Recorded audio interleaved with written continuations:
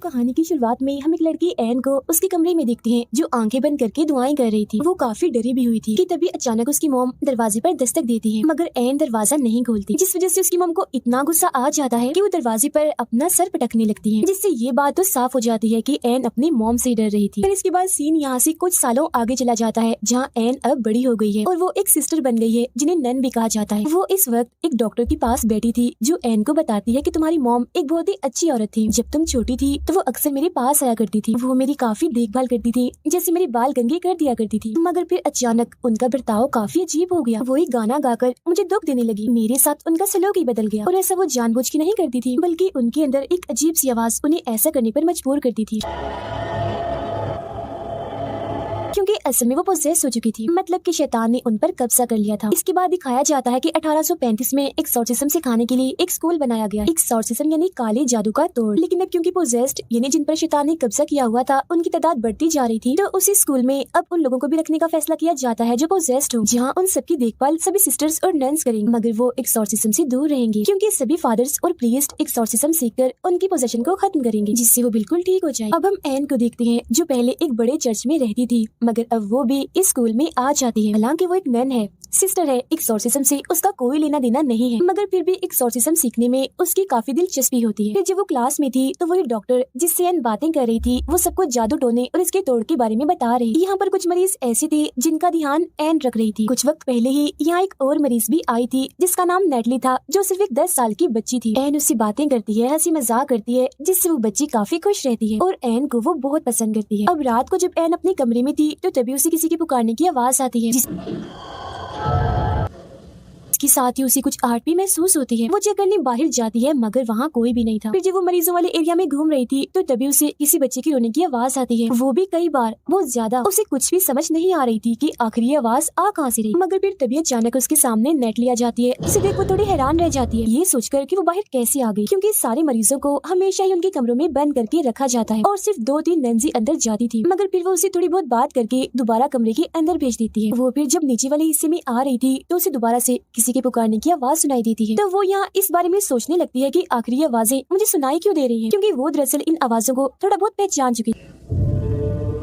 इसके बाद वो क्लास के पास से गुजरती है जहाँ हेड फादर सारे नए फादर्स और प्रीस्ट को क्लास दे रहे थे और सभी को एक्सॉर्सिज्म के बारे में बता रहे थे। वो यहाँ एक लड़की की वीडियो दिखाते हुए बताते हैं कि ये पोजेस हो गई थी, इस पर एक्सॉर्सिज्म ने काम नहीं किया, जिस वजह से इसकी मौत हो गई, क्योंकि उस पर शैतान का कब्जा बहुत ही ज्यादा गहरा था। अब एन भी आकर चुपके से इस क्लास में बैठ जाती है, क्योंकि उसकी दिलचस्पी तो इस टॉपिक पर पहले ही बहुत थी। फादर उसे देख लेते हैं मगर कुछ नहीं कहते। आगे फादर बताते हैं कि जब हम किसी पोजेस्ड इंसान के सामने जाते हैं तो एक तरह से हम किसी जंग के मैदान में आ जाते हैं, इसीलिए हमें पूरा ध्यान रखना पड़ता है और अपने सारे हमले भी बिल्कुल तैयार रखने पड़ते हैं। हमें गॉड की कई बातों को हमेशा याद रखना होता है, क्योंकि शैतान और उसके साथी हमारा ध्यान भटकाने की कोशिश करते हैं। अलग अलग चालें चलकर, जाल बिछाकर वो हमें कमजोर करने की कोशिश करते हैं, इसीलिए हमें उनका सामना काफी अच्छे से करना होगा और कुछ भी हो जाए गॉड पर यकीन रखना होगा, क्योंकि तभी हम किसी पोजेस्ड इंसान पर एक्सॉर्सिज्म करके उसे ठीक कर सकते हैं, जो कि बहुत बार नहीं हो पाता और शैतान का शिकार पोजेस्ड इंसान मारा जाता है। फिर इसके बाद एन इस लड़की की रिकॉर्ड फाइल और रिकॉर्डिंग चेक कर रही होती है, जिसमें उस लड़की ने भी एक आवाज के बारे में बताया था कि वो आवाज मुझे अक्सर सुनाई देती है। अब यही हम एक पुराने वक्त का सीन देखते हैं जहाँ एन डॉक्टर को बता रही थी कि जब मेरी मॉम पोजेस्ड थी तो उन्हें भी कोई आवाज सुनाई देती थी जो उनसे सिर्फ एक ही बात करती थी कि मैं तुम्हें नहीं बल्कि तुम्हारी बेटी एन को लेना चाहती हूँ, क्योंकि वो खास है, गॉड की तरफ से चुनी हुई सिपाही है जो हमारे खिलाफ लड़ेगी। अब लाइब्रेरी में एन और लोगों के रिकॉर्ड्स भी पढ़ना चाहती है, मगर वहाँ बैठी नैन उससे कहती है कि जो रिकॉर्ड फाइल तुमने देखी बाहर बस वही पढ़ी है और इसके अलावा मैं तुम्हें कुछ नहीं दिखा सकती। अब हेड नन एन को समझाती है कि आइंदा की बात तुम कभी भी प्रीस्ट और फादर की क्लास में नहीं जाओगी, समझ गई ना, क्योंकि वहाँ एक्सॉर्सिज्म सिखाया जाता है जिससे तुम दूर ही रहो। जिस पर एन कहती है एक्सॉर्सिज्म सिर्फ मर्द ही करते हैं, जबकि औरतें भी इसे कर सकती हैं, तो इसमें क्या बुराई है। जिस पर नन साफ मना कर देती है कि जो भी है बहरहाल तुम नहीं जाओगी, जिस पर एन को उसकी बात माननी ही पड़ती है। यहाँ पर हेड फादर भी थे जिनकी क्लास में एन चली गई थी। वो बताते हैं कि एन सीखना चाहती है तो इसे सीखने दे। नन बोलती है एक्सॉर्सिज्म सीखकर ये खतरा ही मोल लेगी, जिससे मैं इसे बचाना चाहती हूँ, क्योंकि मैं इसकी हिफाजत करना चाहती हूँ। इसके बाद एन एक बूढ़े मरीज की देखभाल कर रही होती है। मगर तभी अचानक वो उसकी मॉम वाला गाना गाने लगता है, जो सुन वो परेशान हो गई थी। लेकिन तभी वो बुरा आदमी उस पर हमला कर देता है और एन को पकड़ लेता है। वो उससे बचने की कोशिश कर ही रही थी कि तभी वो मरीज खुद ही बेहोश हो जाता है। अब इस बारे में नैन और हेड फादर अपने सीनियर प्रीस्ट से बात कर रहे थे, जिस पर वो प्रीस्ट कहते हैं कि सिर्फ एन की यहाँ मौजूदगी से ही वो पोजेशन दोबारा से शुरू हो गया है। जब भी तो बूढ़े आदमी को शैतान ने पोजेस्ट कर लिया, मतलब की बात काफी बड़ी है, खतरे वाली है। जिस पर नैन कहती है कि अगर ऐसा है तो हमें एन को दोबारा से बड़े चर्च भेज देना चाहिए जहाँ से वो आई है। जिस पर फौरन हेड फादर कहते हैं कि इसका कोई फायदा नहीं होगा, जगह बदलने से शैतान पीछा नहीं छोड़ते, तो मैं चाहता हूँ कि उसे यहीं रखकर एक्सॉर्सिज्म सिखाना चाहिए। इस पर नैन कहती है कि नहीं, ऐसा नहीं हो सकता, सालों से चलते आ रहे रस्म रिवाज के खिलाफ है। ये बात तय है कि कोई औरत एक्सॉर्सिज्म नहीं कर सकती। फादर बोलते हैं कि हम उसे किसी का तोड़ करने के लिए नहीं सिखाएंगे, बस इतना उसे सिखा देंगे कि वो अपनी हिफाजत खुद कर ले, क्योंकि मुझे महसूस हुआ है कि उसका काफी करीबी ताल्लुक है। जिसमें फौरन नैन बोलती है कि इसमें कौन सी बड़ी बात है, गॉड से तो हम सबका ही करीबी ताल्लुक है। जिस पर फादर कहते हैं गॉड से नहीं, शैतान से, उसका शैतान से करीबी ताल्लुक है।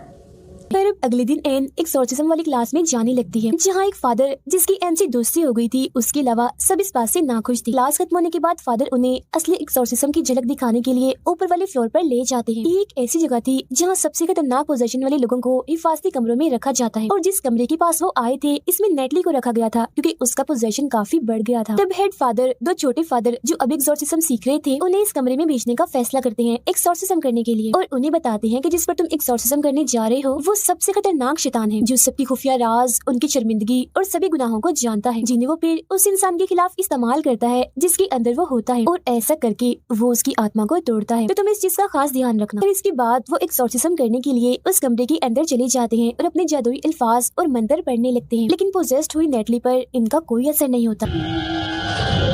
वो अब उल्टा इन्हें ही डराने लगती है और इन पर हमला कर देती है, जिसके बाद वो कूदकर सीधा जाकर छत से लग जाती है। अब इस कमरे की खिड़की के शीशे ऐसे थे जिनसे बाहर का कुछ भी नजर नहीं आता था, जबकि बाहर खड़े लोग अंदर देख सकते। एन बाहर खड़ी ये सब कुछ देख रही थी कि तभी नेटली खिड़की के पास आकर बाहर एन को देखने लगती है, जो जाहिर है इस वजह से मुमकिन हुआ क्योंकि इस वक्त वो शैतान के कब्जे में थी, और वो यहाँ एन को डराने लगती है, जैसे वो अपनी आंखों पर हाथ रख लेती है और उसके हाथों से कीड़े निकलने लगते हैं। फिर वो शैतान एन से कहता है तुम मुझे अपने अंदर आने दो, मतलब कि तुम मुझे खुद को पोजेस्ट करने दो।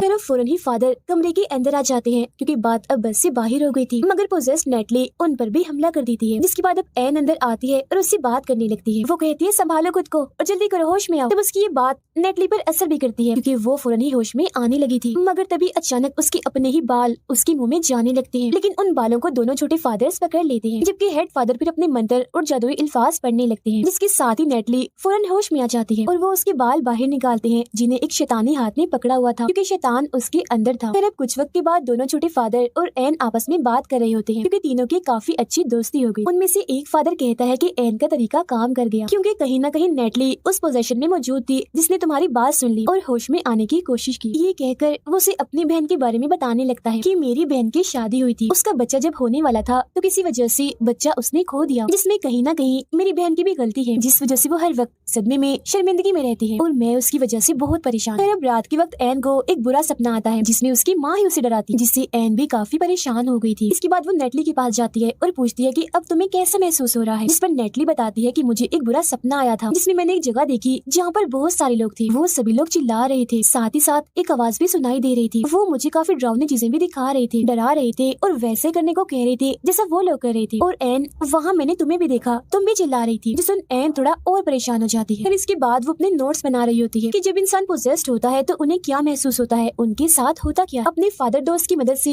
वो उन फाइल्स को भी देख लेती है जो देखना मना था, जिससे उसे पता चलता है कि बहुत से लोगों की हालत पोजेस्ड होने के बाद सीरियस हो जाती है। फिर उन्हें एक्सॉर्सिज्म वाले इस स्कूल में भेज दिया जाता है, मगर यहाँ भी वो ठीक नहीं हो पाते और मारे जाते हैं। ये जानकर एन काफी परेशान हो जाती है, क्योंकि नेटली की हालत अब दिन ब दिन खराब होती जा रही थी। फिर उसी पोजेशन से बची एक लड़की का इंटरव्यू मिलता है, जिसमें वो बताती है कि मैं बच तो गई थी, मगर पोजेशन में मैंने अपने साथ बहुत गलत किया था, मतलब कि खुद को नुकसान पहुंचाया, अपना चेहरा तक बिगाड़ लिया था। मैंने ऐसा कदम इसीलिए उठाया क्योंकि जो मेरे अंदर का शैतान था जिसने मुझे पोजेस्ट किया हुआ था, उसने मुझे मेरे गुनाहों और शर्मिंदगी का एहसास दिलाया, और आज भी मैं उसी शर्मिंदगी में जी रही हूँ। अब हमें माजी का एक सीन दिखाया जाता है जहाँ एन की मोम पोजेशन में थी और उस पर हमला करने की कोशिश कर रही थी, मगर फिर अचानक से उसकी मोम ने अपनी ही जान ले ली। अब एन हेड फादर के पास आती है और उन्हें बताती है कि पोजेशन के टाइम पर शैतान उस इंसान की शर्मिंदगी और गुनाहों को इस्तेमाल करता है, और जब वो इंसान अपनी शर्मिंदगी और गुनाहों पर पूरी तरह से टूट जाता है तब वो इंसान उस पर कब्जा कर लेता है। ऐसा करके वो जीत जाता है और पोजेस्ड हुए इंसान को फिर चाहे जहाँ भी भेजा जाए उसकी मौत ही होगी, क्योंकि शैतान तो पहले ही जीत चुका है। इसीलिए एक्सॉर्सिज्म के दौरान हमें लोगों को अंदर से मजबूत करना होगा कि वो लोग अपनी शर्मिंदगी और गुनाहों से ना टूटे, जिस वजह से वो लोग बच जाएंगे, एक्सॉर्सिज्म कामयाब हो जाएगा। अब उसकी ये बातें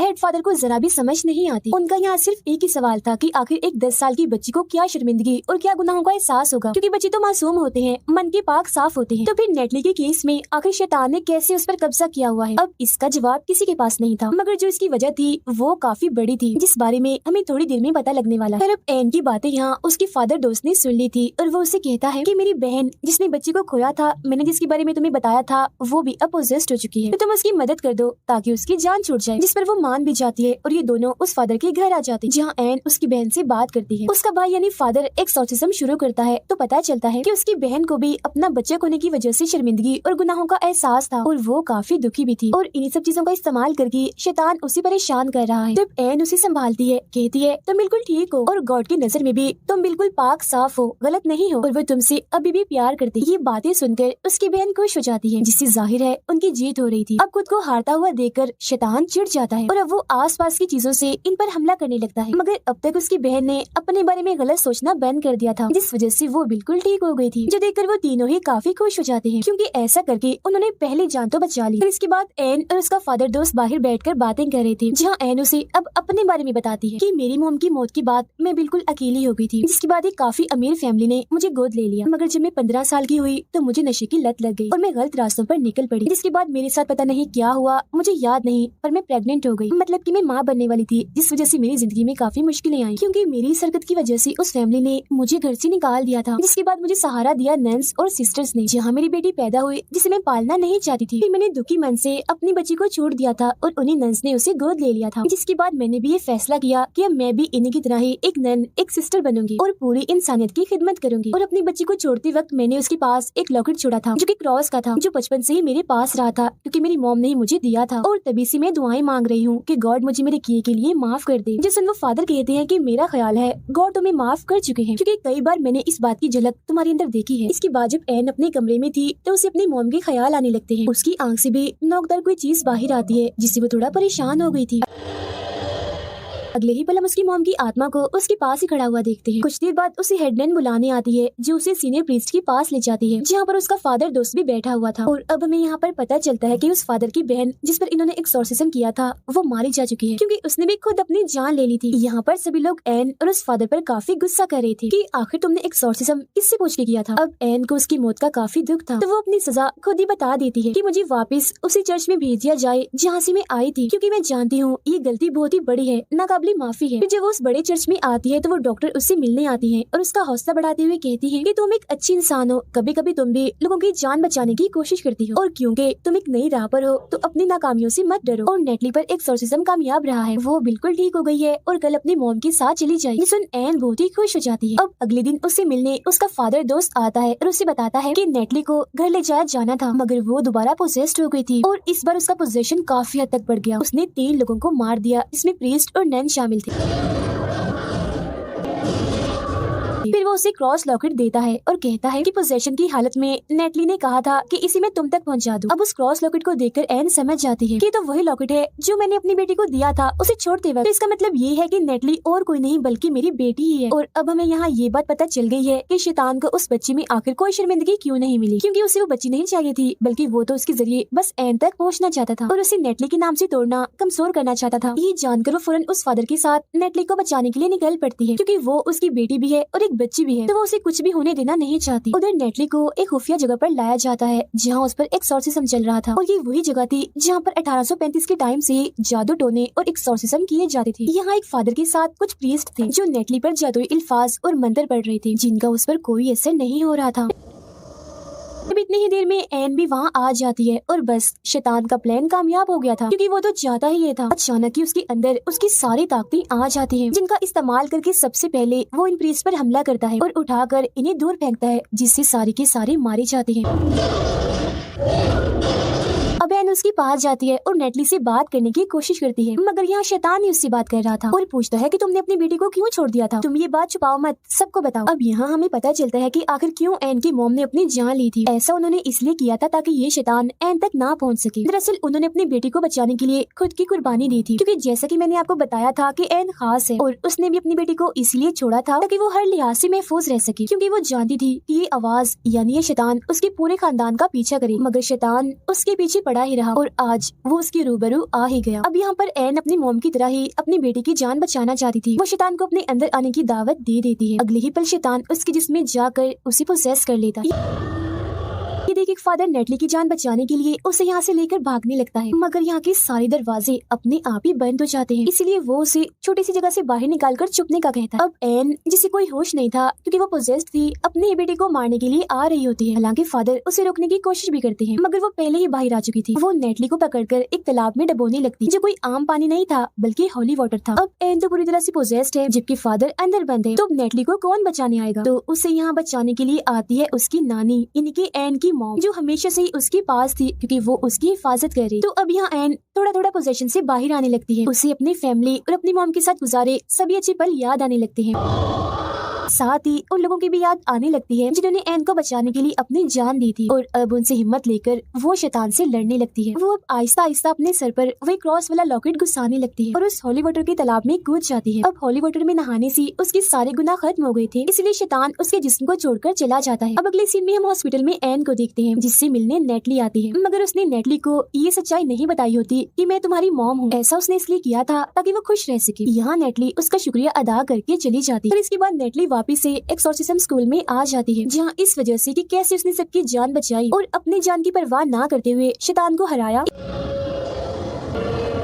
इससे सब लोग काफी खुश थे। फिर सीनियर प्रीस्ट उसे कहते हैं कि अब तुम भी एक्सोर्सिज्म सीखोगी, लोगों के काम आओगी और पहली बार ये रिकॉर्ड बनाओगी कि कोई औरत भी एक्सोर्सिस्ट है जो एक्सोर्सिज्म करके लोगों की जान बचाती है। जो सुन एन खुशी से झूम उठती है। इसके अलावा भी सभी लोग काफी खुश थे। हेड फादर भी उसका हौसला बढ़ाते हैं, कहते हैं कि मैं भी तुमसे बहुत खुश हूँ, हमेशा आगे बढ़ती रहो, कामयाब रहो। साथ ही वो उसे चेतावनी भी देते हैं कि अब तुम संभल कर रहना, क्योंकि अगर तुम शैतान को जान चुकी हो तो वो भी तुम्हें जान गया होगा और अगली बार वो चाल किसी और अंदाज में चलेगा। वो अभी भी तुम्हारा पीछा नहीं छोड़ेगा। उसकी ये बात सुनकर और इस पर अमल करने का कहकर वो फौरन यहाँ से निकल जाती है। मगर जब वो गाड़ी में थी तो वहाँ एक पोजेस्ड औरत को देखती है। इसके अलावा जो उसकी गाड़ी का ड्राइवर था, अचानक से वो भी पोजेस्ड हो जाता है। असल में ये सब शैतान के साथी थे, जिन्हें शैतान ने ही हेल इन्हें जहन्नुम से भेजा था एन को रोकने के लिए। तब एन भी अपना क्रॉस उठाती है और उन्हें रोकने के लिए तैयार हो जाती है, जहाँ तभी अचानक वो सारे पोजेस्ड लोग उस पर हमला कर देते।